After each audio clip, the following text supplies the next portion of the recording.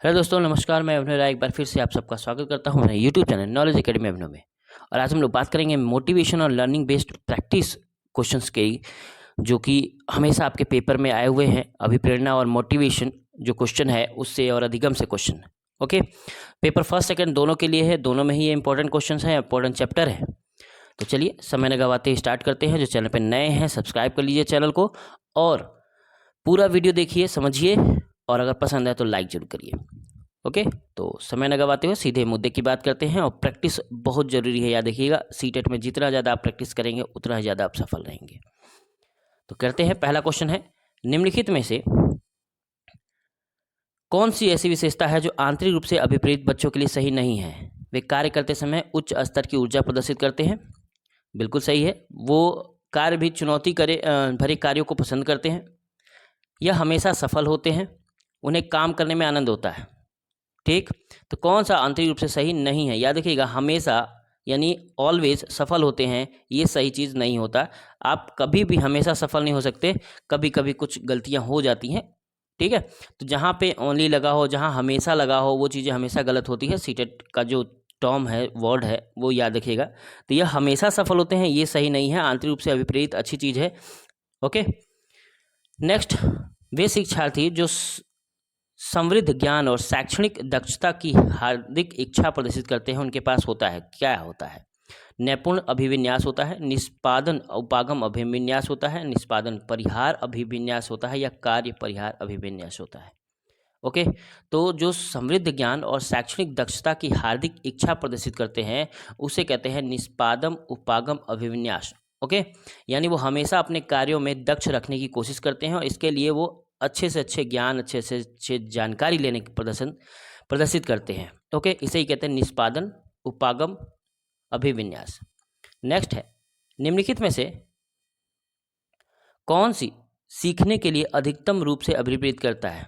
कौन करता है? बाह्य कारक करता है, सफलता से बचने के लिए अभिप्रेरणा करता है, बहुत सरल या कठिन लक्ष्यों का चयन करने की प्रवृत्ति होती है, लक्ष्यों को प्राप्त करने में व्यक्तिगत संतुष्टि होती है। ओके, तो कौन सा अधिकतम रूप से अभिप्रेरित करती है? तो वो है लक्ष्य को प्राप्त करने में व्यक्तिगत संतुष्टि। हम जितने संतुष्ट होते हैं उतना ही हम और अभिप्रेरित होते जाते हैं, और यही है इंटरनल मोटिवेशन। ओके, नेक्स्ट, उपलब्धि अभिप्रेरणा क्या होता है? चुनौतीपूर्ण कार्य करने में डटे रहने की प्रवृत्ति होती है, असफलता से बचने की प्रवृत्ति होती है, सफलता में असफलता को समान रूप से स्वीकार न करने की तत्परता होती है, बिना विचारे जल्दबाजी में कार्य करने की प्रवृत्ति होती है। क्या होता है ये? तो उपलब्धि अभिप्रेरणा चुनौतीपूर्ण कार्य में डटे रहने की प्रवृत्ति होती है। याद देखिएगा, जितना हम उपलब्धि मिलेगा या चुनौती मिलेगा उतना ही हम उसमें और मेहनत करके काम करेंगे। इसे ही उपलब्धि अभिप्रेरणा कहते हैं। नेक्स्ट, एक शिक्षक पाता है कि प्रत्येक कार्य के लिए स्टार देने पर भी शिक्षार्थी अधिगम के लिए प्रेरित नहीं हो रहे हैं। इसका कारण हो सकता है क्या?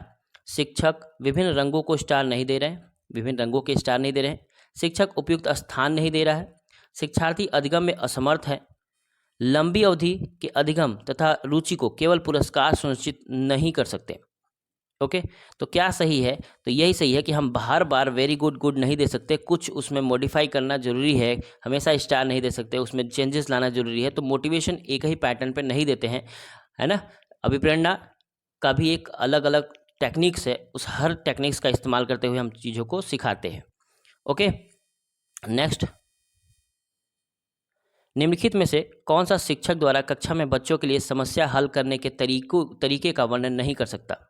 ओके, याद रखिएगा, मोटिवेशन के सभी क्वेश्चंस पेपर में आए हुए हैं। तो निम्नलिखित में से कौन सा शिक्षक द्वारा कक्षा में बच्चों के लिए समस्या हल करने के तरीके का वर्णन नहीं कर सकता? पहला, किसी विशेष समस्या को हल करने के बारे में अपने विचार प्रक्रिया पर चर्चा करना, कुछ हल करते समय गलतियों को करने के प्रति ईमानदार रहना, सोच विचार परीक्षण और विभिन्न उत्तर जैसी शब्दावलियों का प्रयोग करना, अभिसरण उत्तर वाले प्रश्न पूछना। क्या सही है? ओके, तो समस्या हल करने का सही तरीका वर्णन नहीं करता, वो है अभिसरण उत्तर वाले प्रश्न पूछना। ये सही नहीं है। बाकी सोच विचार और कुछ हल करना या गलतियां करना या कुछ खुद से समझना, ये सबसे जरूरी चीज। ओके, नेक्स्ट, कोई शिक्षिका अपने विद्यार्थियों को अध्ययन करने हेतु आंतरिक रूप से अभिप्रेरित करने के लिए कैसे प्रोत्साहित कर सकती है? व्यक्तिगत लक्ष्य निर्धारित कर और निपुणता पाने में उन्हें मदद लेकर, साफ सफाई देने वाले इनाम देकर, जैसे टॉफियाँ, उनमें चिंता और डर पैदा करके, ये तो बिल्कुल गलत चीज़ है, ये तो होना भी नहीं चाहिए। प्रतियोगिता परीक्षण से, तो क्या सही है बताइए। तो सबसे ज़रूरी चीज़ है व्यक्तिगत लक्ष्य निर्धारित करके, जितना हम व्यक्तिगत लक्ष्य रखेंगे उतना ही बच्चा आंतरिक रूप से अभिप्रेरित होकर काम करेगा। ठीक, टॉफ़ी देना एक बाह्य अभिप्रेरणा का काम है।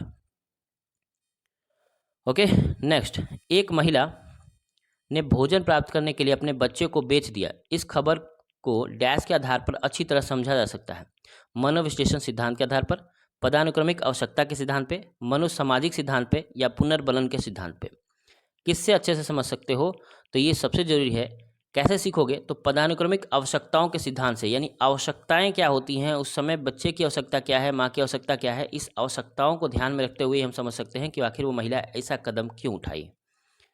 ओके, नेक्स्ट, कक्षा में बच्चों को प्रेरित समझा जा सकता है क्योंकि वह अच्छी तरह से वर्दी पहने स्कूल जाते हैं, वह कक्षा में अनुशासन बनाए रखते हैं, वह अपनी उपस्थिति में नियमित हैं, वे शिक्षक से स्पष्टीकरण प्राप्त करने के लिए प्रश्न पूछते हैं। कैसे समझेंगे, तो सही जवाब यही है कि वो स्पष्टीकरण के लिए प्रश्न पूछते हैं, तभी हम समझ सकते हैं कि वो अभिप्रेरित हैं। ओके, नेक्स्ट, भारत सरकार ने प्राथमिक विद्यालयों में मध्याह्न भोजन योजना प्रारंभ की। निम्नलिखित में से कौन सा अभिप्रेरणात्मक सिद्धांत इस योजना का समर्थन करता है?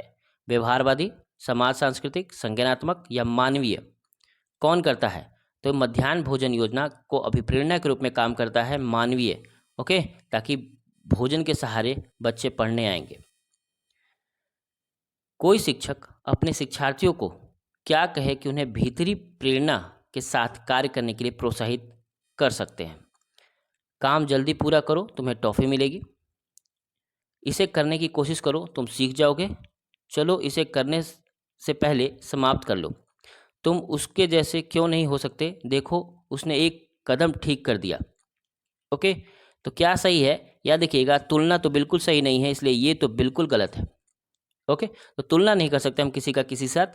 तो हमें क्या करना है, उसे आंतरिक रूप से अभिप्रेरित करने के लिए कहना है कि तुम कोशिश करो, तुम सीख जाओगे। जितना ज़्यादा कोशिश करोगे उतना ही ज़्यादा सीखोगे। ओके, ये आंतरिक रूप से। टॉफ़ी देना एक बाहरी रूप से अभिप्रेरित करना है।